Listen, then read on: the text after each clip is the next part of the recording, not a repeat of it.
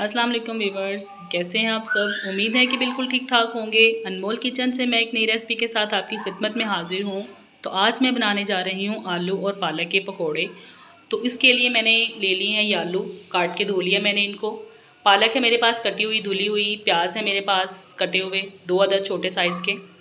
दही है मेरे पास 2 चम्मच। दही के साथ पकोड़े बड़े फ्लफ़ी से बनते हैं, ज़रा फूले फूले टेस्ट में भी अच्छे लगते हैं। ये हरी मिर्चें हैं, हैंड चॉपर के साथ चॉप कर लिया है मैंने इनको। काटा इसलिए नहीं है क्योंकि बच्चों के मुंह में आ जाए तो फिर बच्चे तो उधम मचा देते हैं। और ये है मेरे पास कुछ खुश्क मसाले हैं, मेरे पास साबुत ज़ीरा है, साबुत धनिया है, और ये मेरे पास हैं खुश्क पत्ते पुदीने के। पुदीने को मैंने खुश्क कर लिया था धूप में, और ये पत्ते हैं उसके। ये अजवाइन है, बड़ी हाजमेदार है, ये पकौड़ों के अंदर हज़म करने में मदद देती है। ये मेरे पास है कुछ आधा चम्मच मीठा सोडा। आपके पास अगर बेकिंग पाउडर हो तो आप वो भी ले सकते हैं। हल्दी है मेरे पास, क्योंकि लाल मिर्चें मैं शामिल नहीं करूँगी। उसके साथ है नमक, नमक भी आप अपने टेस्ट के हिसाब से शामिल कर लीजिएगा। ये बेसन है। तो चलिए हम एक मिक्सिंग बाउल में सब कुछ मिक्स कर लेते हैं। इस मिक्सिंग बाउल में सबसे पहले मैं शामिल करूँगी आलू। आलूओं के बाद मैं इसमें शामिल कर दूँगी पालक, साथ इसमें चली जाएगी प्याज, ठीक है। साथ ही इसमें सारे अपने साबुत मसाले जो मैंने आपको दिखाए हैं वो चले जाएंगे।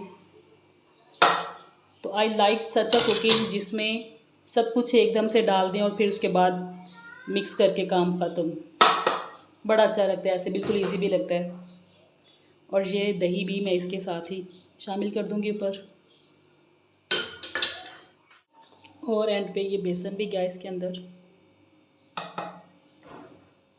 अब मैं एक चम्मच की मदद से इसको पहले अच्छे से मिक्स कर दूँगी। पानी में इसमें बाद में शामिल करूँगी, क्योंकि पालक भी धुली हुई थी और आलू भी धुले हुए थे, तो उनका अपना भी पानी है। दही भी मैंने शामिल किया है, तो इसलिए पहले मैं इनको अच्छे से मिक्स कर लूँगी, और फिर इसको 2 या 3 जो है ना चम्मच पानी के डाल के मैं इसको अच्छे से मिक्स कर लूँगी।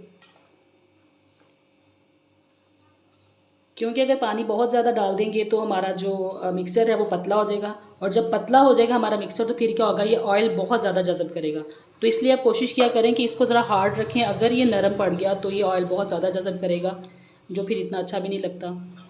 तो अब मैं इसमें थोड़ा सा पानी शामिल करके इसको मिक्स करती हूँ। मिक्सचर तैयार करके अब दिखाती हूँ। ऑयल भी मेरा तकरीबन गर्म हो रहा है। तो ये देखिए मिक्सर मेरा हो गया है बिल्कुल रेडी। बेसन की मैंने बिल्कुल नॉर्मल क्वांटिटी रखी है इसमें, क्योंकि अगर बहुत ज़्यादा बेसन डाल देंगे इनके अंदर तो फिर आलू जो हैं वो कहीं बेसन के अंदर ही रूपोश होकर रह जाते हैं। दूसरी तरफ मेरा ऑयल भी गर्म हो चुका है, और ये टोकरी भी फारिग बैठी देख रही है कि कब मेरे अंदर पकौड़े आएंगे। तो चलिए स्टार्ट करते हैं पकौड़े बनाना। डालती हूँ मैं कढ़ाई के अंदर, कढ़ाई नहीं है सॉरी पैन है। तो चलिए मैं इसमें पकौड़े डालना शुरू कर लेती हूँ। बिस्मिल्लाहिर्रहमानिर्रहीम। वाह, चम्मच की मदद से भी डाल सकते हैं, लेकिन चम्मच इतने अच्छे डाले नहीं जाते जितने अच्छे हाथ से डाले जा सकते हैं। तो आप जैसे चाहें डाल सकते हैं, लेकिन मैं तो हाथ से डालती हूँ, मुझे हाथ से अच्छा लगता है डालना। पैन भर के मैं डाल दूँगी।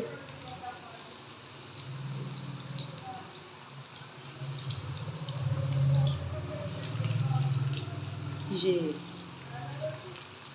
बहुत मज़ा आता है मुझे ऐसे की कुकिंग करने का।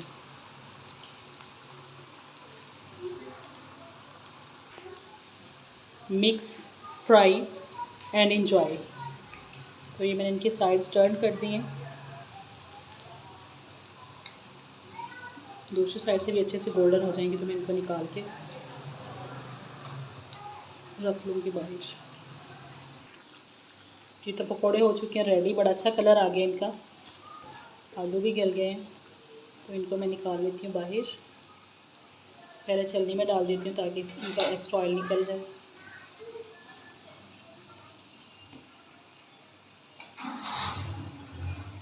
जी तो व्यूवर्स, पकोड़े मेरे बनके हो चुके हैं तैयार। अब हम इनको एंजॉय करेंगे। दस्तरखान पे आ चुके हैं। इनको आप केचप के साथ खाएं, रायते के साथ खाएं, और घर पे ख़ुद भी बना के एंजॉय करें।